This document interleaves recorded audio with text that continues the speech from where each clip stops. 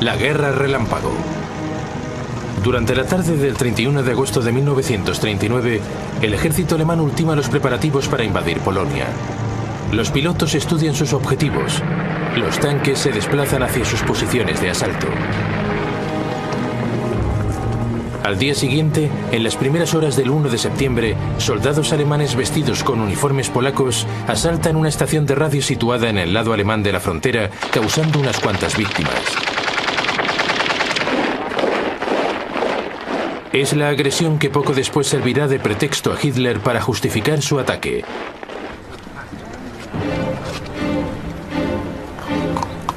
A las 8 de la mañana, las tropas alemanas penetran a través de la frontera polaca y las fuerzas motorizadas avanzan con velocidad.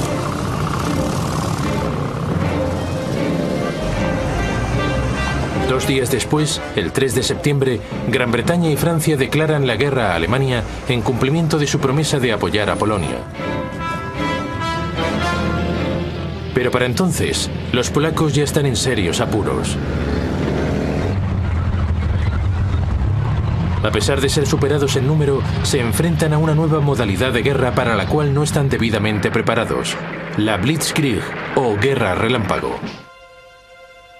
Las tareas de los polacos se ven aún más dificultadas por la ocupación de Checoslovaquia por los alemanes. El oeste del país, incluyendo la capital, Varsovia, está rodeado por tres lados por territorios bajo control alemán. Esta ventaja geográfica es esencial para el gran plan de Alemania. La misión de la primera ofensiva de los tanques consiste en efectuar una importante penetración inicial. Pero la victoria definitiva dependerá de movimientos de tenazas hacia el interior destinados a rodear y aplastar al enemigo. Dichos ataques procederán del Grupo de Ejércitos Norte, comandado por el general Fedor von Bock, que lanzará sendas ofensivas desde el nordeste de Alemania y el este de Prusia. El Grupo de Ejércitos Sur, dirigido por el general Gerd von Rundstedt, lanzará otras dos desde Silesia y Eslovaquia. El objetivo de los movimientos de tenazas es confluir en las proximidades de Varsovia y Brest-Litovsk.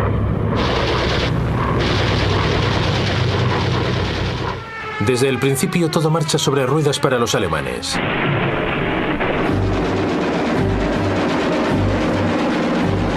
La aviación polaca es prácticamente eliminada en los dos primeros días.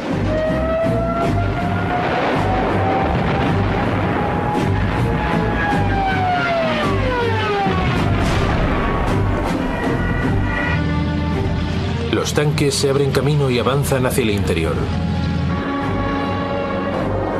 Y los Stukas y los bombarderos de alcance medio se revelan terriblemente destructivos.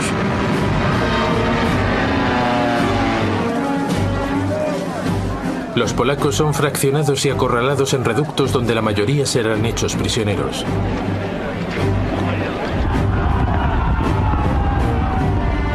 Circula el rumor de que algunas valerosas unidades de caballería polacas han intentado hacer frente a los Panzers, pero en vano. Los polacos se muestran menos hábiles y no pueden hacer frente a la velocidad del enemigo. Simplemente son apartados de en medio. El 8 de septiembre, los movimientos de tenazas se encuentran y las tropas alemanas se avanzan en las afueras de Varsovia. El 17 de septiembre, los otros movimientos de tenaza coinciden en Brest-Litovsk. Ese mismo día, fuerzas soviéticas cruzan la frontera este de Polonia según lo acordado entre Hitler y Stalin en el Pacto Nazi-Soviético.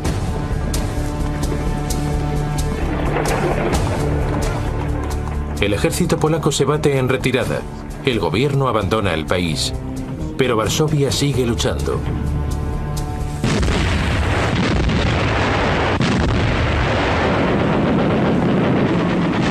Sus defensores rechazan la oferta de rendición alemana, y la máquina de guerra alemana se emplea contra ellos con toda su furia.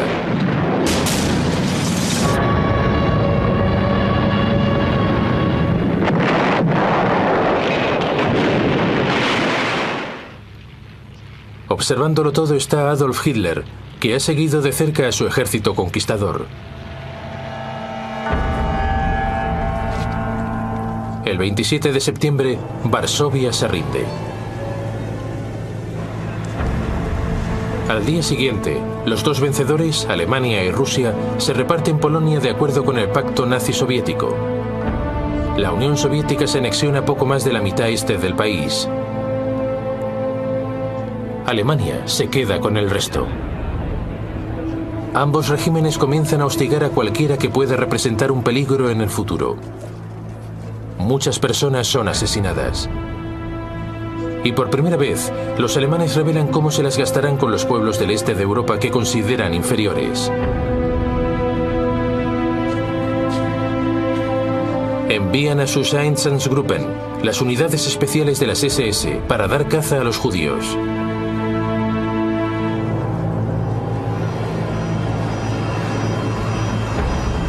La mayoría son constreñidos en guetos en las ciudades más grandes, donde morirán de inanición. Otros son ejecutados en el acto.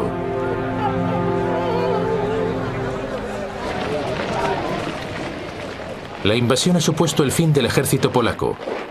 Más de 50.000 hombres huyen hacia Francia. Allí funciona un gobierno provisional formado por el general Władysław Sikorski. Los polacos lucharán valerosamente desde el exterior.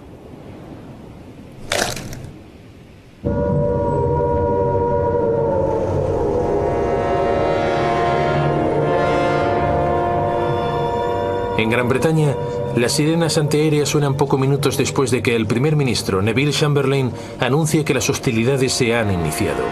En realidad, a pesar de las promesas de sus políticos de defender la soberanía polaca, Gran Bretaña y Francia han hecho bien poca cosa para ayudar a Polonia. Tal como Hitler calculaba, no saben cómo proceder una vez declarada una guerra real. Ambos países han comenzado a movilizarse. Se habilitan protecciones contra ataques aéreos a marchas forzadas. En las principales ciudades se instalan cañones antiaéreos y se construyen refugios. Enseguida los niños son evacuados. Todos deben llevar máscaras antigas y la ciudad es oscurecida para dificultar su visibilidad. El ejército británico comienza a desplegar los 100.000 efectivos de su poderosa fuerza expedicionaria hacia el norte de Francia. Las tropas francesas han sobrepasado ligeramente la frontera alemana, pero rehúsan avanzar más allá del área cubierta por su artillería. La iniciativa está aún en manos de Hitler, y él por lo menos sabe qué va a hacer a continuación.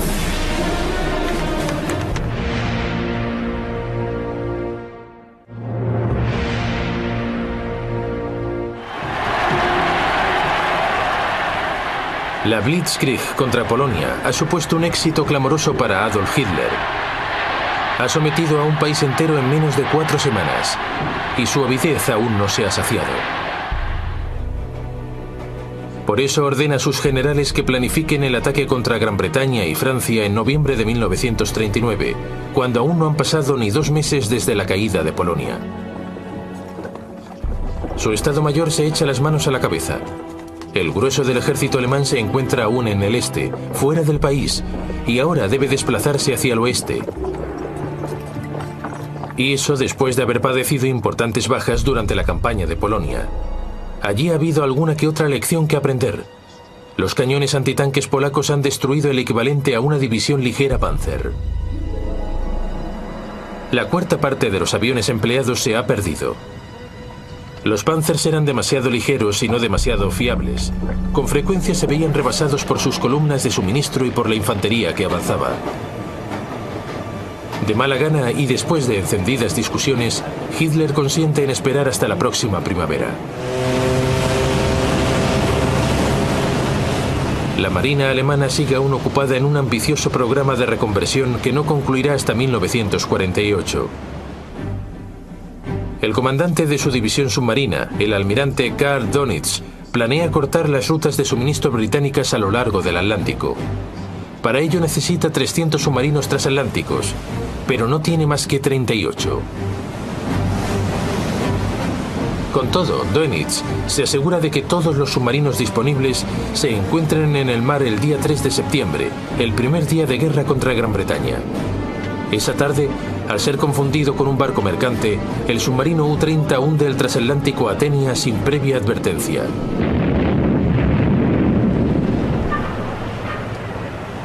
La agresión se cobra 112 vidas, incluyendo 26 civiles americanos. La Marina británica supera de largo a su homóloga alemana. Posee 12 acorazados, Alemania ninguno. Posee además 5 portaaviones, Alemania igualmente ninguno. Así, después del incidente de la Athenia, Gran Bretaña declara el bloqueo total de los puertos alemanes. Sin embargo, pese a su superioridad numérica, la Royal Navy cuenta con muy pocos barcos de escolta. Muchos mercantes deben zarpar solos, y a finales de 1939, más de 100 ya han resultado hundidos. Enseguida se hace evidente que los británicos han subestimado lamentablemente la amenaza submarina. El 17 de septiembre, el U-29 hunde el portaaviones británico Courageous.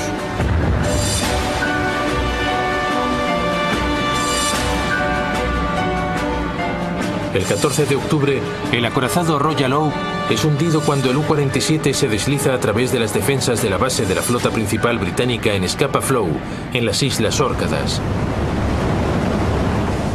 Entretanto, también la pequeña flota de superficie alemana es movilizada contra las rutas marítimas enemigas. El 22 de noviembre, los cruceros de combate Scharnhorst y Genesau interceptan un convoy en el Mar del Norte.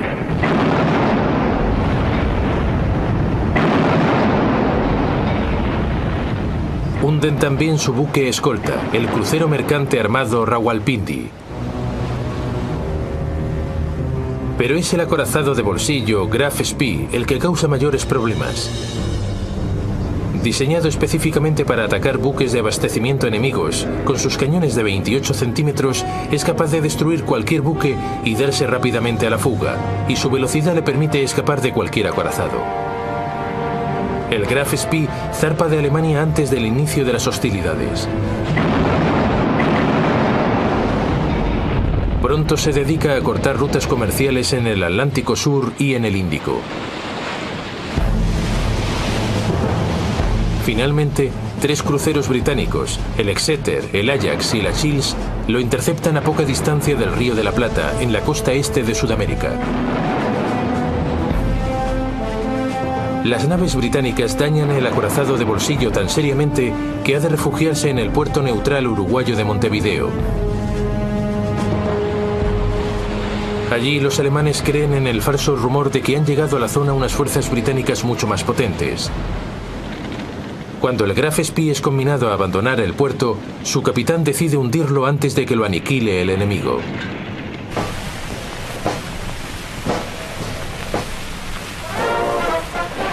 De regreso a Gran Bretaña, los marinos de la Royal Navy son recibidos como héroes. Pero se trata del único éxito claro celebrado por los ejércitos de Gran Bretaña y Alemania durante el invierno de 1939. Por lo demás, a principios de 1940, la guerra está calmada. Ambos bandos no hacen gran cosa durante el invierno, salvo patrullar, adiestrarse e intentar entrar en calor, ya que ese invierno es particularmente frío. Un periodista americano la denomina la guerra de broma, en alemán Sitzkrieg.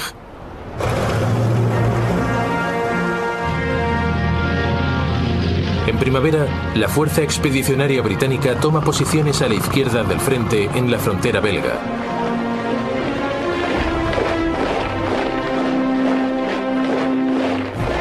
Pero es superada de largo por sus aliados franceses.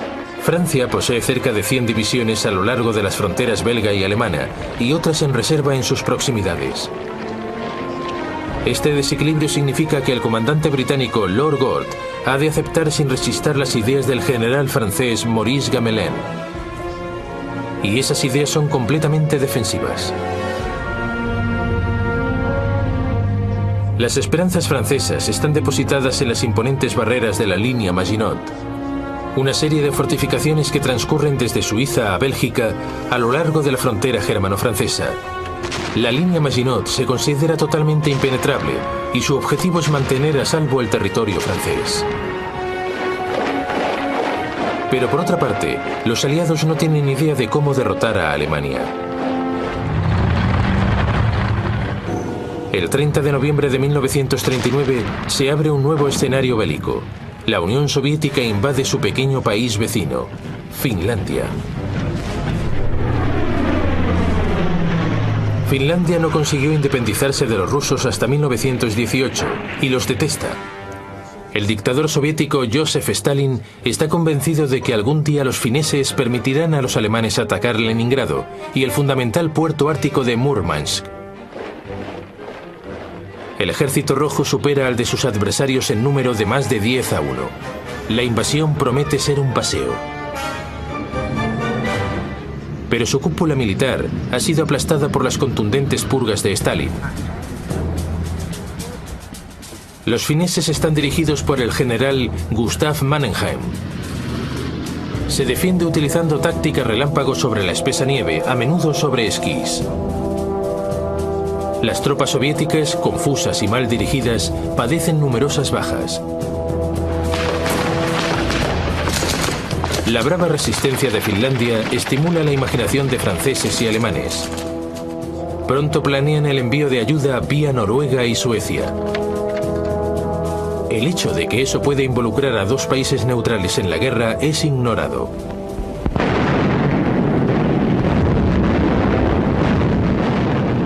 Pero una nueva ofensiva soviética a principios de febrero rompe la línea defensiva finesa. A primeros de marzo, los fineses han de ceder territorio a Stalin. También Hitler ha comenzado a mostrar interés por Escandinavia. La máquina de guerra nazi precisa del mineral de hierro procedente de Suecia. En los meses de invierno, la única manera de que llegue a Alemania es a través del puerto noruego de Narvik. Si los aliados desembarcan en Noruega, esa vía de abastecimiento esencial podría verse interrumpida. Por eso ordena planificar la invasión de Noruega. Dinamarca, que queda en medio, también habrá de ser ocupada. El escenario noruego se calienta el 16 de febrero de 1940. El destructor británico Cossack aborda el barco de abastecimiento alemán Altmark en un fiordo noruego a fin de liberar prisioneros. Más adelante, el 9 de abril, las tropas alemanas comienzan a desembarcar en 5 puertos: Oslo, Kristiansand, Bergen, Trondheim y Narvik.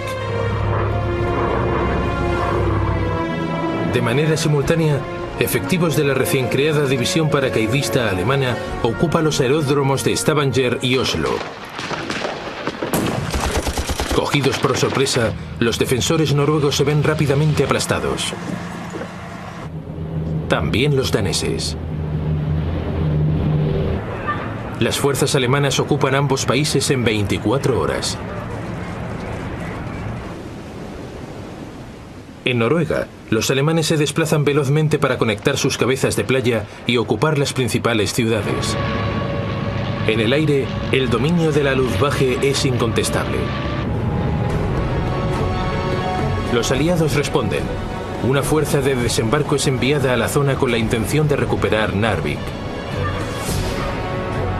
Las tropas de Francia y Noruega consiguen su objetivo el 28 de mayo. Pero una poderosa fuerza alemana se aproxima.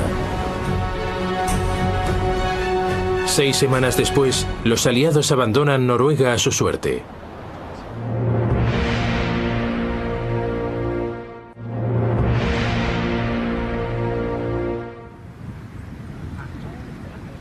Hitler ha pasado la mayor parte del invierno y la primavera en el Berghof, su refugio rural en el sur de Baviera. Para él, lo acaecido en Escandinavia ha sido algo secundario. Se ha dedicado a preparar su próxima gran Blitzkrieg contra Gran Bretaña y Francia. El primer plan que le sugieren sus generales le resulta familiar. Los alemanes penetrarían en Bélgica para girar desde allí hacia París. Es una repetición del plan Schlieffen, utilizado por los alemanes al inicio de la Primera Guerra Mundial. Los aliados cuentan con ello, y su principal discusión estratégica consiste en cómo prepararse para neutralizarlo. Cuando los alemanes ataquen, los aliados planean que sus fuerzas situadas al oeste de la línea Maginot penetren en Bélgica para frenar al enemigo en la línea más corta y defendible formada por los ríos Dil y Mosa. El 10 de enero de 1940, un avión de enlace alemán pierde su rumbo y se estrella en Bélgica. En su interior se encuentra una copia del plan alemán. Eso convence a los aliados de que su plan Dil ha de funcionar y despliegan sus efectivos en consecuencia. Por desgracia, el mismo incidente induce a los alemanes a cambiar por completo de planes. El estratega principal, el general Erich von Manstein, siempre ha considerado el plan original poco imaginativo. Le preocupa que las tropas alemanas pudieran quedar empantanadas como en la Primera Guerra Mundial y que su país acabara derrotado tras una lucha interminable. Por eso propone a Hitler que la ofensiva principal se desarrolle en la zona en que termina la línea Maginot, donde los aliados verían más vulnerables cuando sus ejércitos situados en el oeste avanzaran. La práctica totalidad de los tanques alemanes se reuniría frente a las Ardenas, al sudeste de Bélgica. Los aliados consideran esta zona abrupta y boscosa poco menos que infranqueable para los tanques, por cuyo motivo no se han preocupado en exceso de defenderla. El plan consiste en reubicarse detrás de los ejércitos aliados que se habrán adentrado en Bélgica. Así podrán cortarles el paso, y todas las fuerzas situadas en la línea Maginot serán sobrepasadas. Es una estrategia arriesgada. Las unidades blindadas alemanas pueden quedarse atascadas en el bosque, pero a Hitler le gusta. Así pues, las fuerzas alemanas reorganizan sus posiciones sin el conocimiento de los aliados. Mientras tanto, los aliados se preparan para su prolongada guerra defensiva. Además de la formidable barrera de la línea Maginot, poseen una ligera ventaja en cuanto a efectivos, alrededor de 110 divisiones frente a las 95 alemanas. Y también en cuanto a vehículos blindados, unos 3.000 contra los 2.700 del ejército alemán. Los franceses poseen también los mejores tanques. Sus Char B de 32 toneladas disponen de dos cañones de 75 y 47 milímetros. Su desventaja es que el cañón principal está montado en el casco, con lo que se hace difícil apuntar.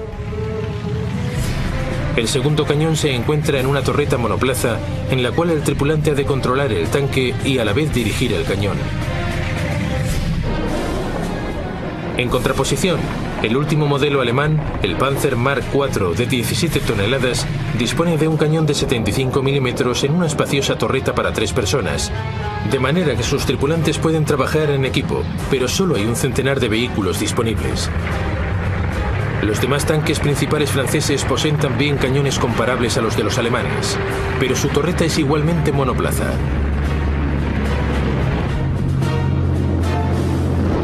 El único ámbito en el que los alemanes cuentan con una clara ventaja es el aire.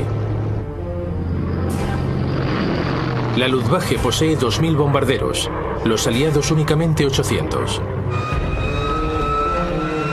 La Luftwaffe dispone de 4.000 aviones de combate, incluyendo el ultramoderno Messerschmitt Bf-109. Deberán enfrentarse a tan solo 2.500 aviones bastante más antiguos. La aviación británica dispone de unos 800 sofisticados cazas Spitfire y Hurricane, pero los mantiene reservados para la defensa interna.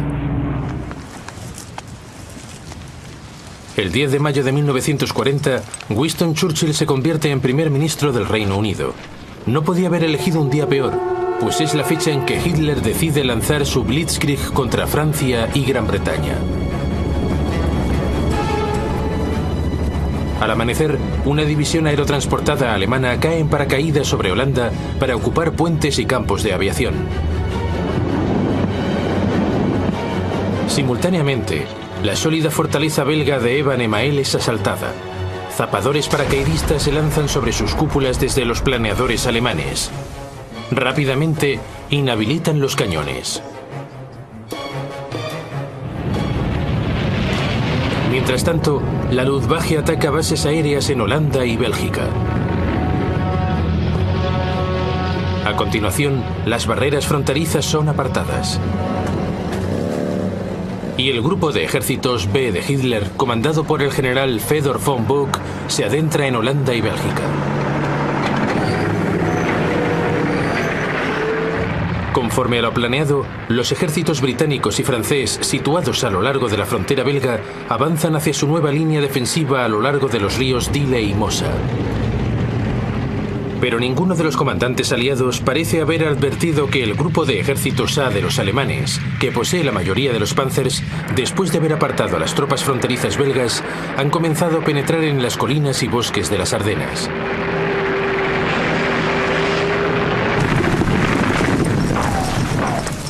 Mientras tanto, los alemanes avanzan velozmente a través de Holanda.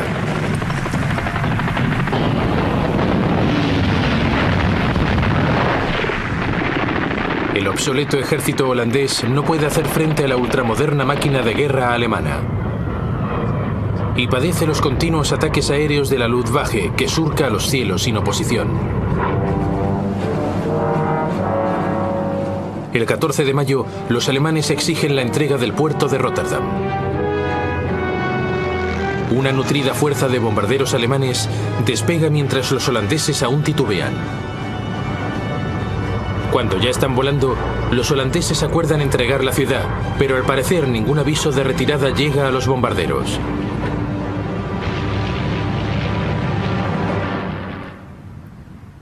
Rotterdam es devastada.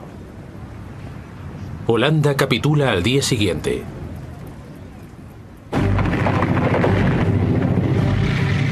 Llega más tarde una noticia que cae como un jarro de agua fría. La posibilidad que británicos y franceses habían juzgado imposible se ha cumplido. Los tanques alemanes han atravesado las Ardenas y han llegado hasta el Mosa por la tarde del 12 de mayo.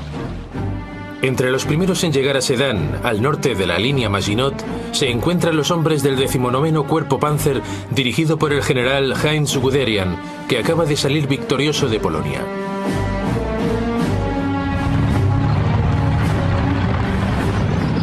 Guderian demuestra ahora cómo se debe hacer una Blitzkrieg. Se desentiende de las tropas situadas en la línea Maginot y no espera a que lo alcance su propia infantería. Avanza directamente. Al día siguiente, las tropas de asalto cruzan el río Mosa.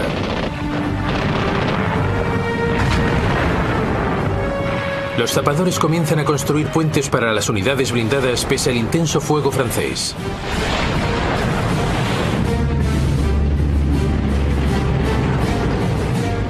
El día 14, los Panzers comienzan a cruzarlos.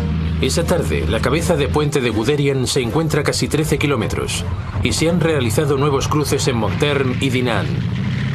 Las tropas francesas, inmovilizadas en la línea Maginot, se ven impotentes para intervenir. Los bombarderos aliados lanzan ataques desesperados para destruir los puentes alemanes.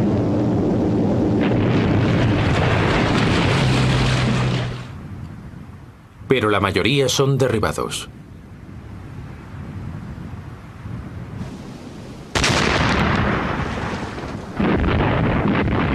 Todo el rato, las artillerías alemanas bombardeaban las defensas francesas mientras los Stukas se lanzaban en picado. Justo 3 días después de haberse iniciado el ataque, la resistencia francesa alrededor de Sedan se viene abajo. Los Panzers de Guderian se desplazan veloces hacia el oeste. Al anochecer han avanzado más de 60 kilómetros en pos del grupo de ejércitos aliados norte.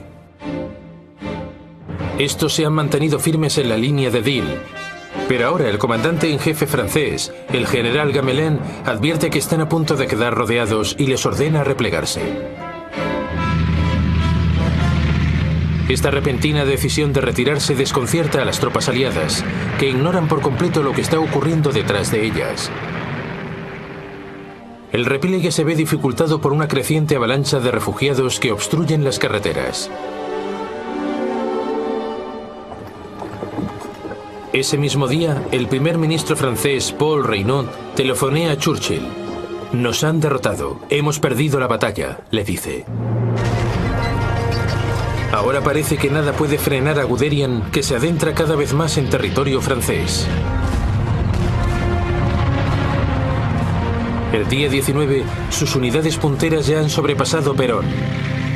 El día 20, tras una extraordinaria carrera de 90 kilómetros, Amiens es ocupada a la hora del almuerzo. Abbeville, a solo 22 kilómetros del Canal de la Mancha, es ocupada a las 9 de la noche.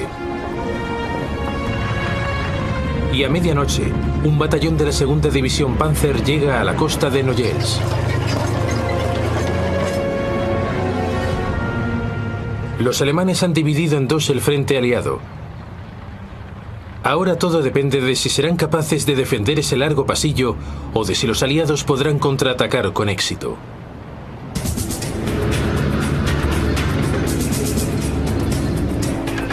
Así las cosas, los británicos están dispuestos a romper las líneas alemanas. El 21 de mayo, dos batallones acorazados se preparan para lanzar un ataque en el sur de Arras. Los tanques británicos son menos apropiados para el combate en rápida evolución que los franceses. Su máquina más eficaz, el Matilda II, ha sido diseñada para ofrecer soporte a la infantería. Aunque está bien acorazado, es lento y sus cañones son menos potentes.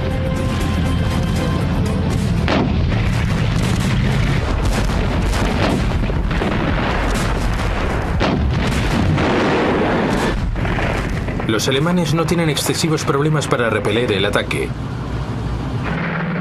Pero eso produce una reacción. El alto mando alemán comienza a preocuparse por sus prolongadas líneas de comunicación. En consecuencia, por el momento el avance hacia el sur de Francia queda suspendido hasta que llegue la infantería. La prioridad es girar hacia el norte y eliminar a la fuerza expedicionaria británica y al primer ejército francés que combate a su lado.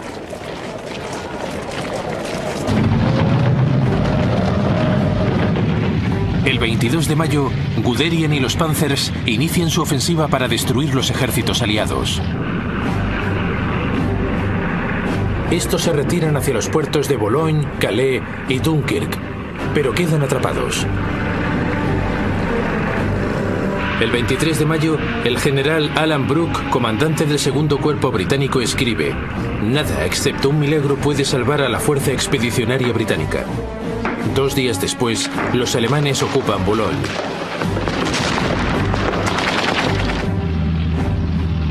Empieza a parecer que incluso un milagro llegaría aunque demasiado tarde.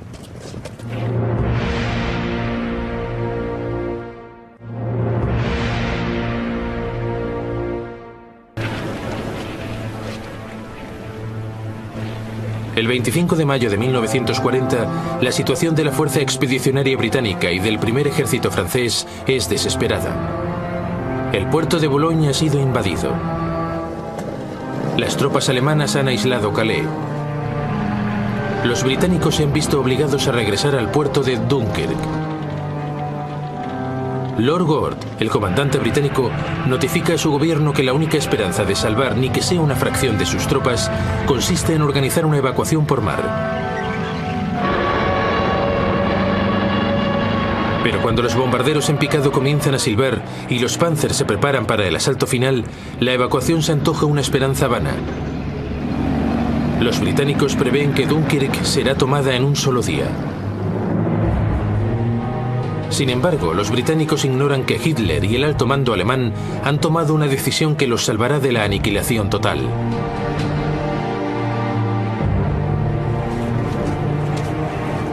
Los alemanes son plenamente conscientes de que los tripulantes de sus Panzers están exhaustos y de que sus máquinas necesitan reparaciones urgentes. Los ataques lanzados por De Gaulle y los británicos han fracasado, pero han puesto en evidencia hasta qué punto son vulnerables las líneas de comunicación alemanas. Esta es la gran debilidad de la Blitzkrieg. Por consiguiente, el alto mando toma una decisión fatídica. Ordena frenar el avance de los Panzers para evitarles daños mayores y esperar la llegada de la infantería. Solo entonces serán eliminados los aliados atrapados en Dunkirk. Así pues, la Blitzkrieg se detiene y los Panzers paran motores. No avanzarán durante 2 días, lo suficiente para conceder, especialmente a los británicos, un cierto tiempo para prepararse. Mientras los tanques esperan, la única acción importante tiene lugar en Calais. Allí, las guarniciones francesa y británica se niegan a rendirse. Pero son aplastadas tras 3 días de sangrientos combates cuerpo a cuerpo. Cuando los Panzers se ponen nuevamente en marcha 2 días después, el 26 de mayo, el tiempo ha cambiado.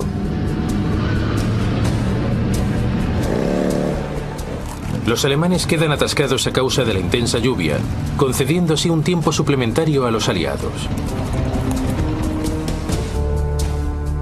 Así las cosas, el 26 de mayo a las 7:57 horas, el vicealmirante Bertram Ramsay, oficial superior de la Marina, recibe la señal para poner en marcha la operación Dinamo.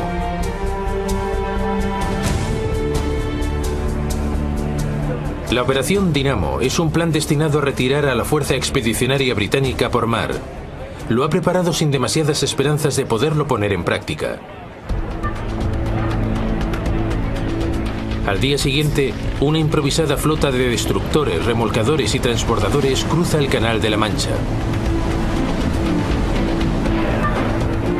Pero al final del día, menos de 8.000 de los más de 300.000 hombres acorralados en Dunkirk han sido rescatados. El puerto sufre un ataque aéreo tan violento que no puede ser utilizado. Y los barcos no pueden acercarse lo suficiente a las playas. Ramsay efectúa un llamamiento a todas las embarcaciones de poco calado de más de 30 pies de eslora. Cientos de lanchas, pesqueros y barcazas zarpan de los puertos de todo el sur de Inglaterra y son enviados a través del Canal de la Mancha, muchos de ellos tripulados por sus propietarios civiles.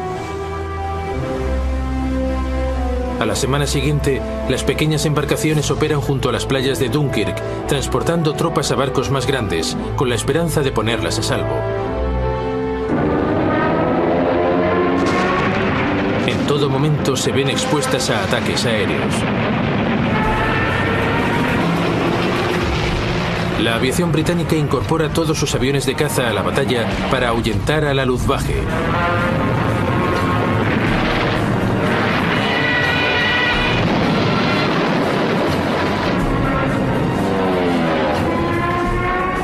Aún así, 7 destructores franceses y otros 7 británicos son hundidos junto a 24 buques de guerra de menor tamaño.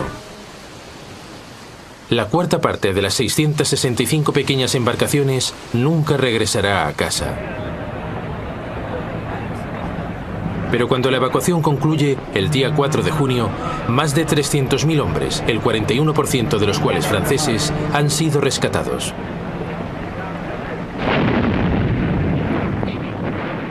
Nada de eso habría sido posible sin el heroísmo del ejército francés, que ha desempeñado un papel decisivo ralentizando el avance alemán.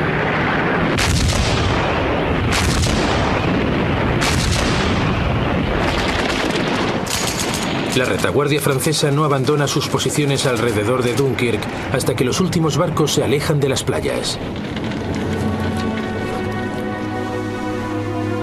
Un oficial británico compara el episodio a la resistencia final de los espartanos en las Termópilas. Con todo, el ejército británico ha perdido la mayoría de sus armas pesadas. No volverá a estar en condiciones de luchar contra los alemanes durante un largo tiempo. Francia continúa luchando, aunque ha perdido más de la mitad de su ejército. Los alemanes, en cambio, disponen de 92 divisiones, incluyendo montones de unidades blindadas. El 5 de junio por la mañana, un breve bombardeo inicia la destrucción final de Francia.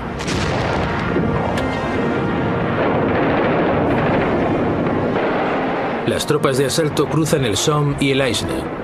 En principio, la resistencia francesa es feroz y los alemanes pasan serios apuros para huir de sus cabezas de puente. Pero una vez más, la Luftwaffe ayuda a aplastar las defensas.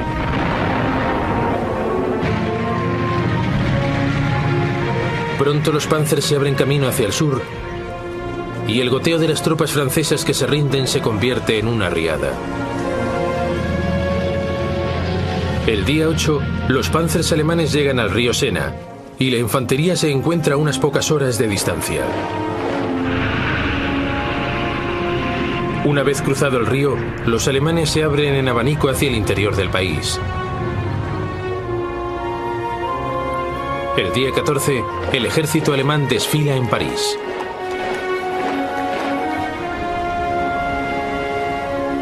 La esvástica es izada en la Torre Eiffel.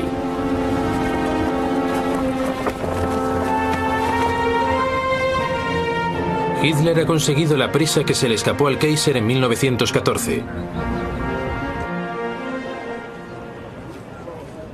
Los parisinos no pueden más que mirar perplejos y horrorizados. Durante el período del colapso francés, Winston Churchill efectúa 3 visitas a Francia para intentar levantar la moral de la resistencia francesa. El 16 de julio incluso ofrece a Paul Reynaud una unión con Gran Bretaña si Francia continúa luchando. Pero es demasiado tarde. El gabinete de Reynaud rechaza la propuesta y el primer ministro dimite esa misma tarde. Es sucedido por el mariscal Philippe Pétain, que de inmediato pide a los alemanes un armisticio.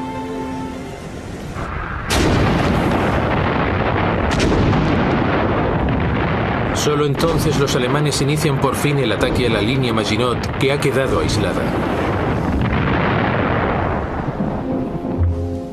Después de un intenso bombardeo de la artillería, los defensores franceses ofrecen únicamente una resistencia simbólica antes de que las tropas alemanas ocupen los fuertes.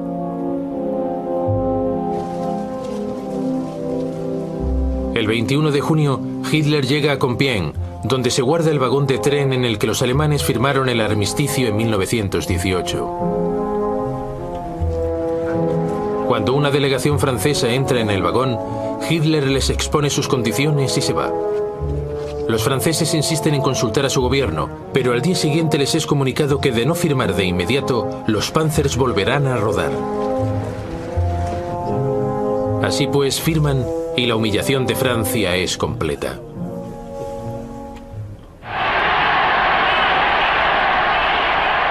Hitler considera absoluto su control sobre el oeste de Europa. Está convencido de que ahora los británicos buscarán la paz y de que pronto podrá pasar a la segunda etapa de su plan general.